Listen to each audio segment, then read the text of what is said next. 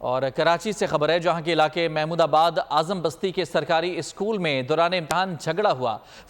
فریقین نے ایک دوسرے پر چھریوں سے وار کر دیے ہیں۔ زخمیوں میں حمزہ، حسن، جنید اور عادل نامی افراد شامل ہیں۔ کراچی کا علاقہ محمود آباد اعظم بستی جہاں کے سرکاری اسکول میں دوران امتحان جھگڑا ہوا ہے۔ فریقین نے ایک دوسرے پر چھریوں سے وار کیے ہیں۔ زخمیوں میں حمزہ، حسن، جنید اور عادل نامی افراد شامل ہیں۔ 4 افراد زخمی ہوئے ہیں۔ ریسکیو کے مطابق زخمیوں کو طبی امداد کے لیے اسپتال منتقل کیا گیا ہے۔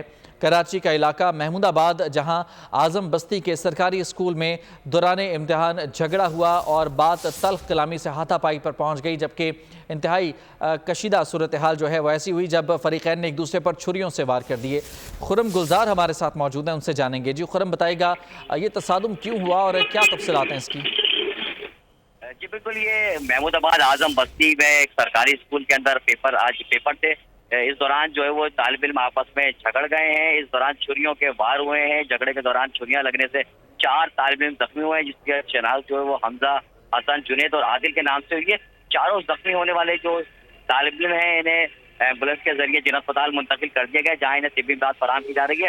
پولیس جائے وقوع پہ پہنچ چکی ہے۔ سرکاری اسکول بتایا جا رہا ہے یہ، اور پولیس کا یہ بھی کہنا ہے کہ یہ محمود آباد اعظم بستی میں واقع اسکول ہے۔ یہاں پیپر کے دوران جو ہے وہ طالب علموں کو 2 گروپ تھے جو کہ آپس میں لڑے ہیں، اور جس میں چھریوں کا آزادانہ استعمال کیا گیا، اور چھریاں کے وار سے یہ 4 جو طالب علم ہیں زخمی ہوئے۔ کے لیے